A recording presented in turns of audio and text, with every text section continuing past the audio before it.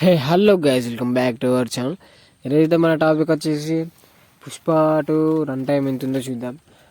పుష్ప 1లో అయితే మనకి ఇచ్చిన ప్రకారం అయితే 2 hours 45 minutes అవుతుంది మూవీ రన్ టైం. కానీ పుష్ప 2కి వచ్చేసి 3 hours 15 minutes ఉంది. 15 minutes అంటే చాలా ఎక్కువ. 3 hours 15 minutes అంటే ఇప్పటివరకు అయితే ఇండియాలో ఏ సినిమానైతే ఇంత వాళ్ళ డ్యూరేషన్ అయితే పెట్టలేదు. ఇది ఫస్ట్ టైం ఇండియాలో. మనకు గెలిచినదే హీరో వచ్చేసి అల్లు అర్జున్ గారు.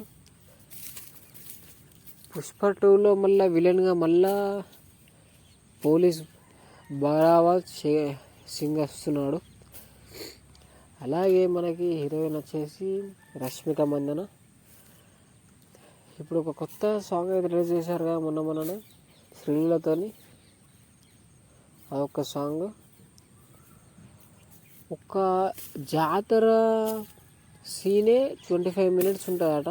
ఇక మనం అర్థం చేసుకోవచ్చు ఎంత ముందో ఆ సీన్ అని.